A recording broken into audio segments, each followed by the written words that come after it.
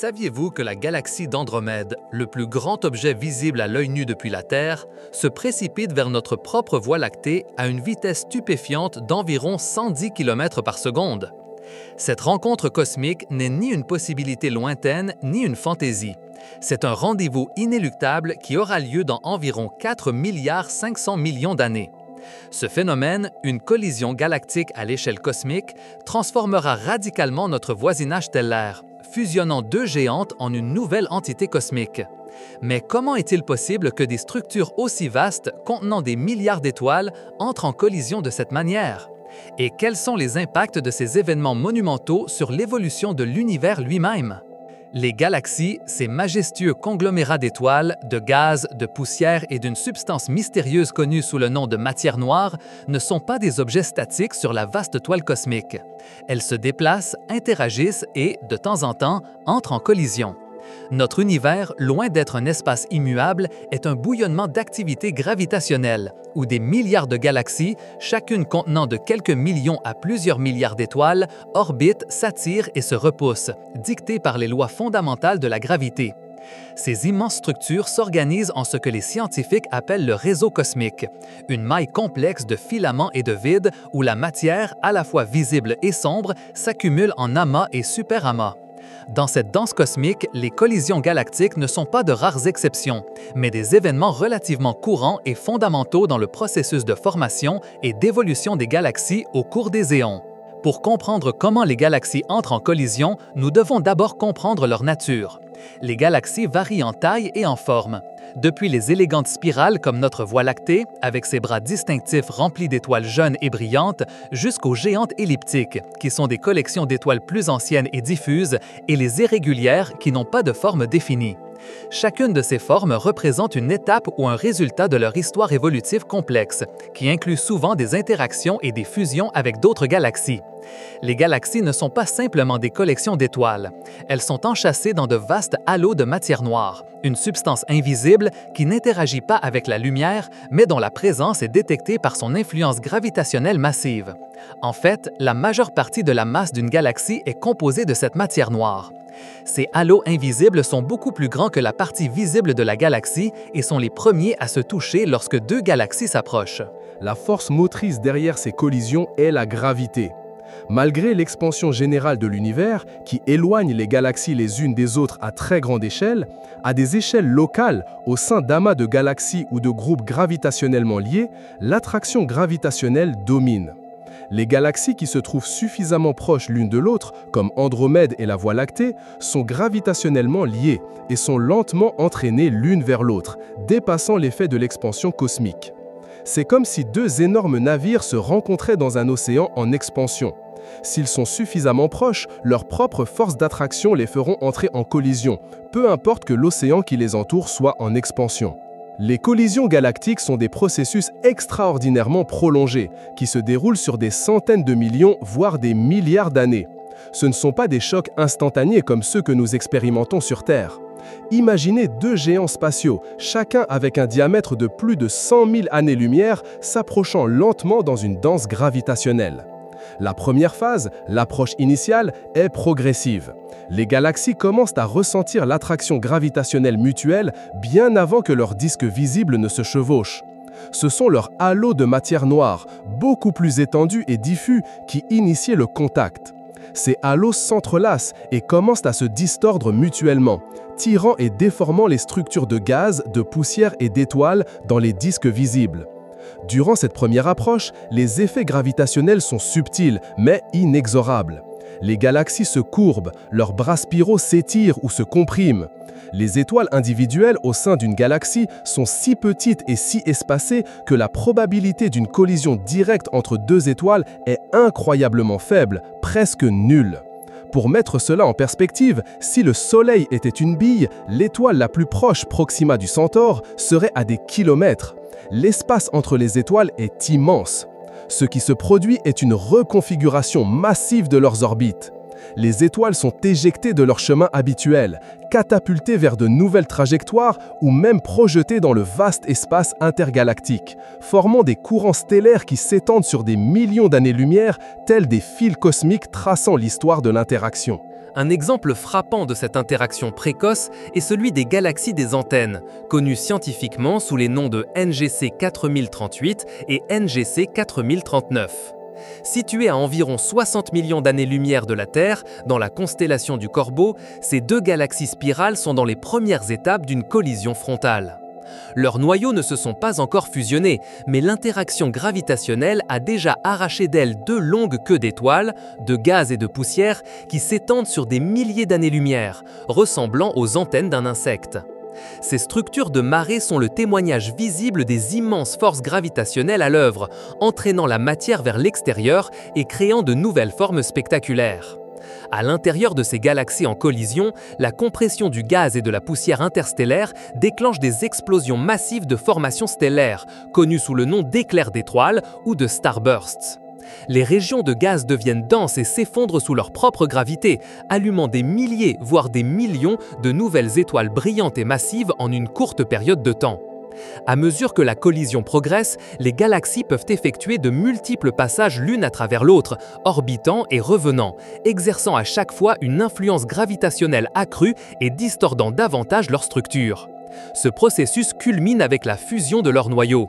Les trous noirs supermassifs, que l'on croit résider au centre de la plupart des galaxies, commencent à migrer vers le nouveau centre de gravité de la galaxie fusionnée. Finalement, ces trous noirs centraux se rapprocheront tellement qu'ils formeront un système binaire, s'orbitant mutuellement à des distances de plus en plus petites.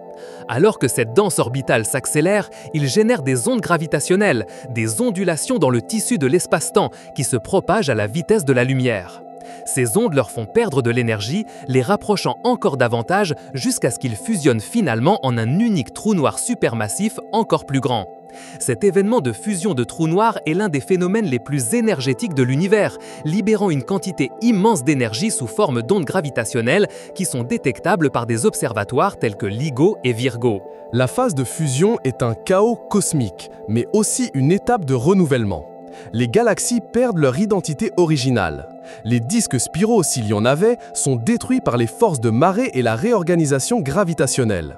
Le gaz et la poussière se mélangent violemment, provoquant des explosions de formations stellaires à une échelle encore plus grande. Si les trous noirs supermassifs centraux sont actifs, la matière qui y tombe peut générer de puissants jets de rayonnement et de particules, transformant la galaxie fusionnée en un quasar brillant, l'un des objets les plus lumineux de l'univers. Ces quasars peuvent expulser de vastes quantités de gaz et de poussière, nettoyant la galaxie de matière pour de futures formations stellaires et affectant l'évolution de la galaxie elle-même.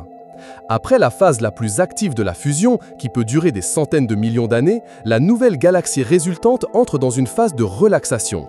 Les étoiles se stabilisent sur de nouvelles orbites plus stables et l'activité de formation stellaire diminue drastiquement à mesure que le gaz s'épuise ou est expulsé.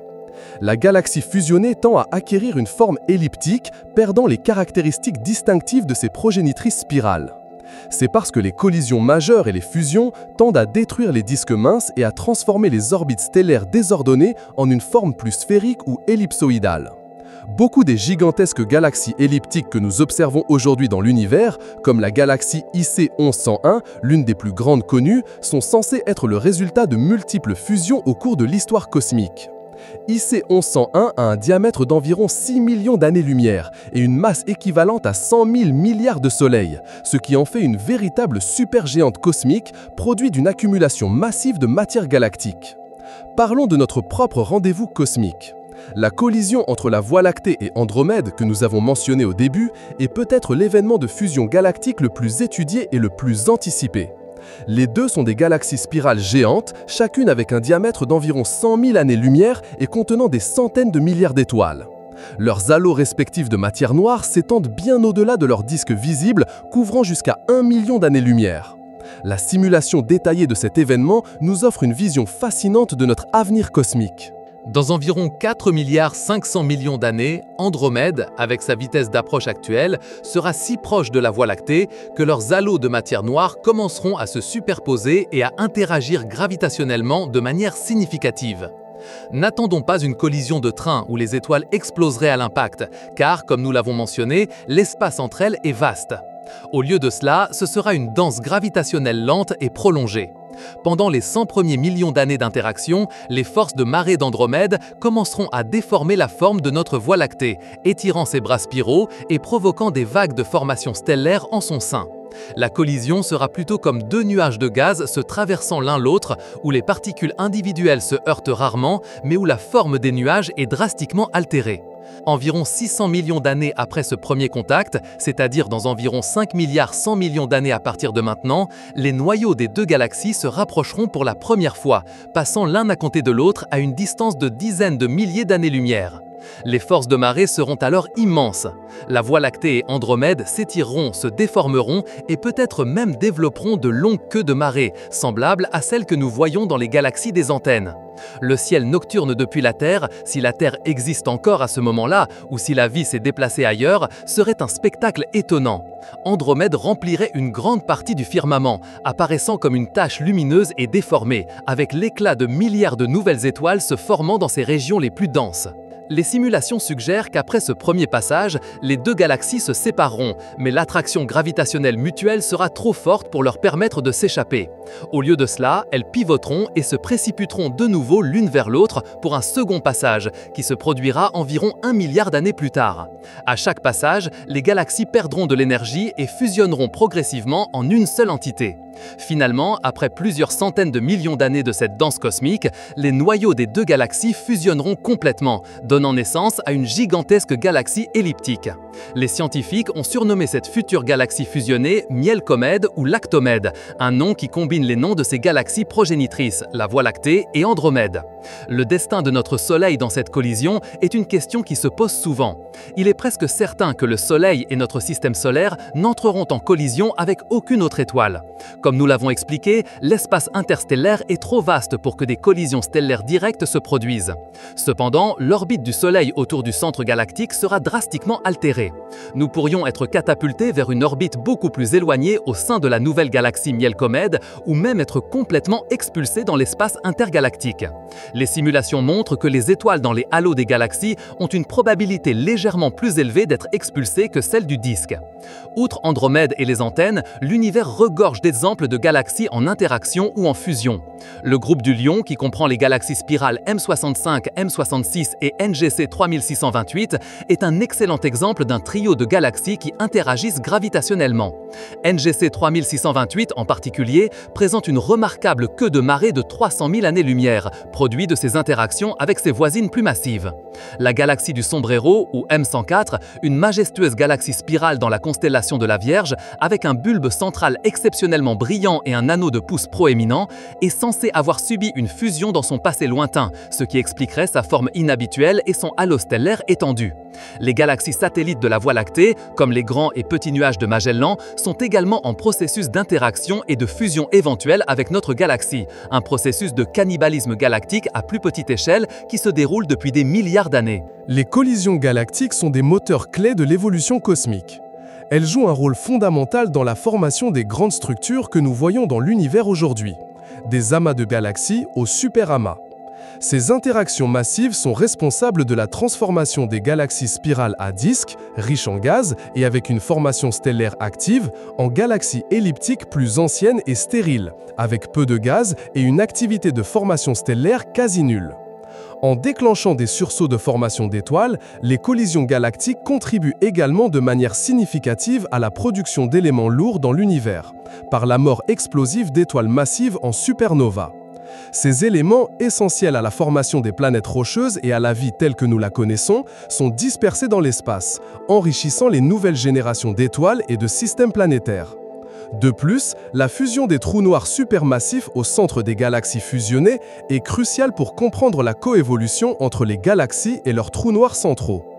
Il semble y avoir une connexion intrinsèque entre la masse d'un trou noir supermassif et la masse de la galaxie dans laquelle il réside. Les fusions de galaxies fournissent un mécanisme par lequel les deux croissent simultanément, affectant l'histoire de la formation stellaire de la galaxie hôte. Les épisodes de quasars, activés par la matière tombant dans les trous noirs fusionnés, peuvent être si énergétiques qu'ils expulsent le gaz restant de la galaxie, mettant fin à la formation de nouvelles étoiles et laissant une galaxie elliptique à noyau rouge et mort, c'est-à-dire composée principalement d'étoiles âgées. L'observation de ces phénomènes cosmiques est possible grâce à une gamme d'instruments astronomiques de pointe.